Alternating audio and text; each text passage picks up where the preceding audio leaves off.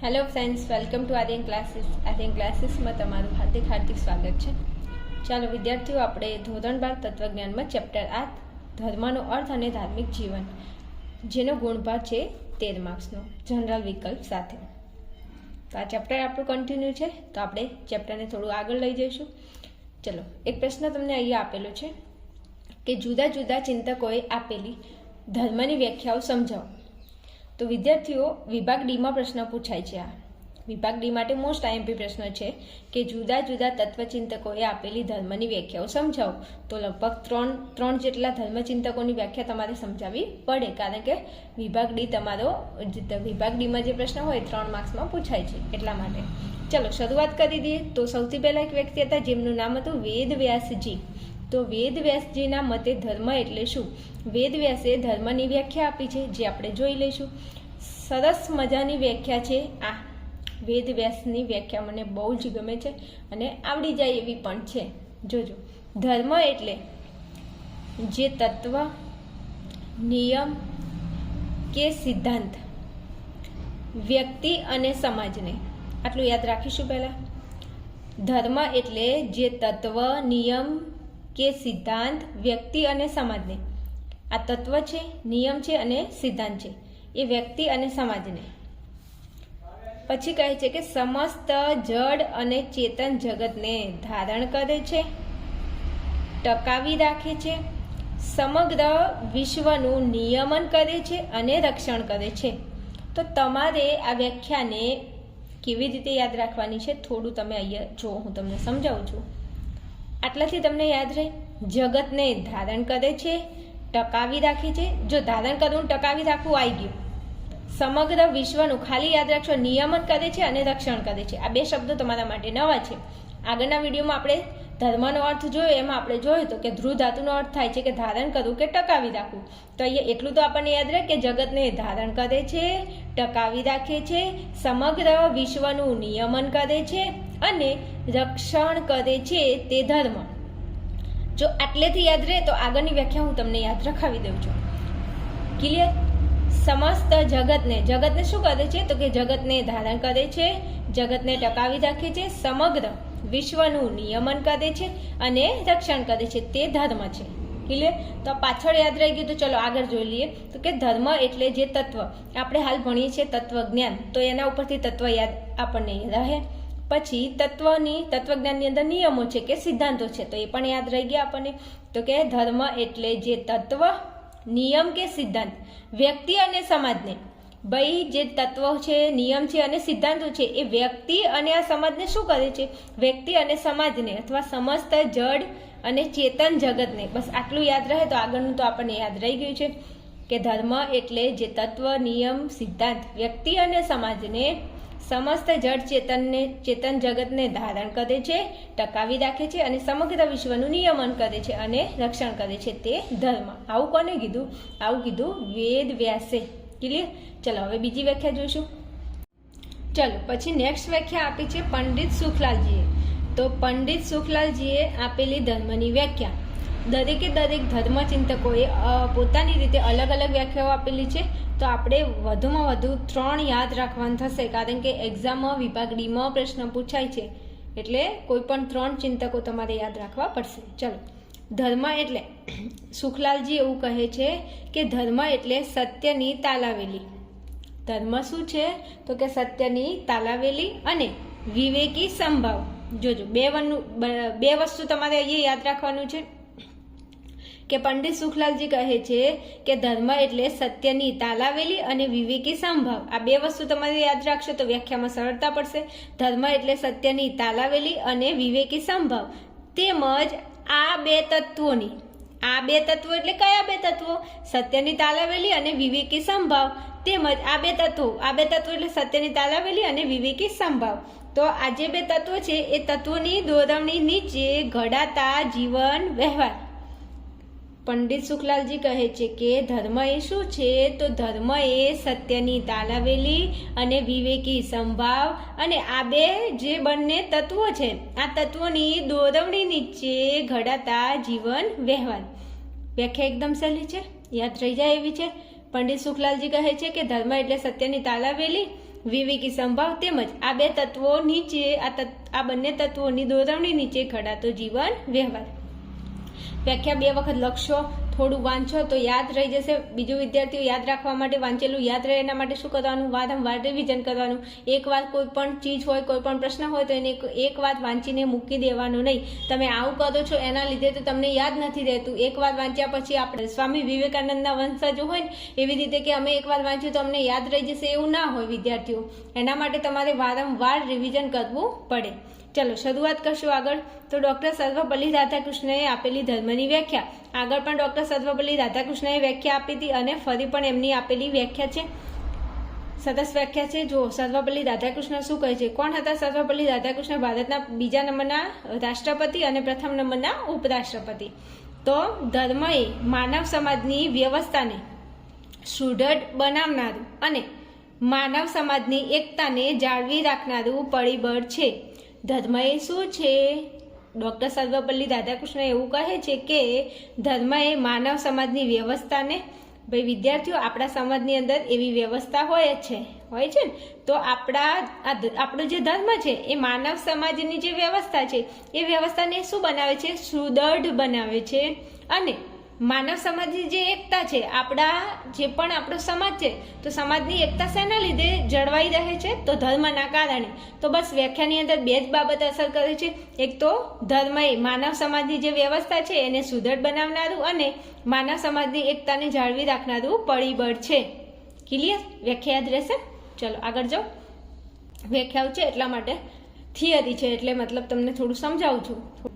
ચલો આચાર્ય આનંદ શંકર ધ્રુવ શું કહે છે? તો આચાર્ય આનંદ શંકર ધ્રુવ એ આપણો ધર્મ નામના પુસ્તકમાં મોસ્ટ IMP પ્રશ્ન અહીંયા તમે જોઈ શકો છો. પ્રશ્ન પૂછાય કે આનંદ શંકરે કયું પુસ્તક લખ્યું હતું? તો આનંદ શંકરે આપણો ધર્મ લખ્યું હતું. તો આ યાદ રહેશે ને તમને. આ એટલે આનંદ શંકર ધ્રુવ અને આ એટલે આપણો ધર્મ. અને રમાં યાદ રાખવાનું. ર એટલે રવિન્દ્રનાથ ટાગોર અને મા એટલે માનવ ધર્મ. જો આપણો ધર્મય પુસ્તક છે, માનવ ધર્મય પુસ્તક છે. પરીક્ષામાં તમારી જોડે મિસ્ટેક ના થઈ જાય એનું ધ્યાન રાખજો. ઓકે ચાલો. તો આપણો ધર્મ નામના પુસ્તકમાં લખે છે. કોણ લખે છે? આનંદ શંકર ધ્રુવ. આપણો ધર્મ નામના પુસ્તકમાં લખે છે કે સમગ્ર જગતના સત્ય સ્વરૂપને સમગ્ર આત્માથી અનુકૂળ થવું એનું નામ જ ધર્મ. વિદ્યાર્થીઓ સમગ્ર જગતના, આ જગતમાં મતલબ આ પૃથ્વી ઉપર આ દુનિયામાં શું છે? સત્યનું એક સ્વરૂપ છે અને આ સ્વરૂપને સમગ્ર આત્માથી, આ દુનિયાની અંદર જેટલા માણસો છે ને એમની આત્મા છે એ આત્માથી શું કરાવવું? અનુકૂળ થવું એનું નામ જ ધર્મ. આનંદ શંકર કંઈક આવી વ્યાખ્યા આપે છે ધર્મને લઈને કે સમગ્ર જગતના સત્યના સ્વરૂપને, સમગ્ર જગતમાં જે સત્યનું સ્વરૂપ છે એ સત્યના સ્વરૂપને સમગ્ર આત્માથી અનુકૂળ થવું એનું નામ જ ધર્મ. ક્લિયર? ચાલો આગળ વધીશું. હવે એક વ્યક્તિ છે જેમનું નામ છે એડવર્ડ. તો એડવર્ડના મતે ધર્મનું હાર્દ શું છે? મનોરચનામાં પ્રશ્ન પૂછાય છે. તો ધર્મ એ માન્યતાનો વિષય નથી. એડવર્ડ કહે છે કે ધર્મ એ માન્યતાનો વિષય નથી, કે બધા મૂલ્યોના અધિષ્ઠાન રૂપ એક અલૌકિક તત્વ છે. મતલબ એમ કહે છે કે માન્યતાનો વિષય નથી તો પછી શું છે? તો કે બધા મૂલ્યના અધિષ્ઠાન રૂપ એક અલૌકિક તત્વ છે. એમ માની બેસી રહેવું શક્ય જ નથી. પણ અહીંથી ચાલુ થાય છે તમારો પ્રશ્નનો જવાબ. જોજો. પૂજા પ્રાર્થના દ્વારા આ તત્વની સાથે લાગણીમત સંબંધો બાંધીને, સેવા ભાવનાના કર્મો દ્વારા પ્રસન્ન કરીને પોતાના સમગ્ર જીવનમાં આ અલૌકિક તત્વો સાથેની એકતા અને સંવાદિતા સ્થાપવામાં ધર્મનું હાર્દ છે. ભાઈ પરીક્ષામાં પ્રશ્ન પૂછાય કે એડવર્ડના મતે ધર્મનું હાર્દ જણાવો, તો અહીંથી લખી શકો કે પૂજા પ્રાર્થના દ્વારા આ તત્વની સાથે શું કરવું? લાગણીમત સંબંધો બાંધીને, સેવા ભાવના કર્મો દ્વારા પ્રસન્ન કરીને અને પોતાના સમગ્ર જીવનમાં આ અલૌકિક તત્વો સાથેની એકતા અને સંવાદિતા સ્થાપવામાં ધર્મનું હાર્દ છે. આ ચેપ્ટરની અંદર આ એક પ્રશ્ન છે જે થોડો યાદ રાખવામાં તકલીફ પડે, બાકી વ્યાખ્યાઓ એકદમ સહેલી છે. ખાલી 2 વખત લખીને તૈયાર કરો તો આવડી જશે. હવે મોસ્ટ IMP અહીંયા પ્રશ્ન છે તમારી સામે જોઈ શકો છો કે પ્રત્યેક ધર્મનો ઉપદેશ, ધર્મ શું ઉપદેશ આપે છે આપણને? ચાલો ધ્યાન આપીશું. ધર્મ આપણને શું ઉપદેશ આપે છે? તો ધર્મ એ વ્યક્તિ, સમાજ, રાષ્ટ્ર અને સમગ્ર જીવનને ધારણ કરનારી શક્તિ છે. ધર્મ શું છે ભાઈ? તો ધર્મ એ વ્યક્તિ, સમાજ, રાષ્ટ્ર અને સમગ્ર જીવનને ધારણ કરનારી શક્તિ છે. જગતના બધા જ ધર્મોમાં સદાચરણને અનુસરવાનો અને દુરાચરણથી દૂર રહેવાનો ઉપદેશ આપેલો છે. મોસ્ટ આઈએમપી પ્રશ્ન પૂછાય છે વિભાગ બી અથવા MCQમાં વિભાગ એમાં હશે કે બધા ધર્મનો ઉપદેશ શું છે? તો બધા ધર્મો એવું કહે છે કે સદાચરણનું આચરણ કરો, મતલબ સદાચરણનું અનુસરણ કરો અને દુરાચરણથી દૂર રહેવાનો ઉપાય છે.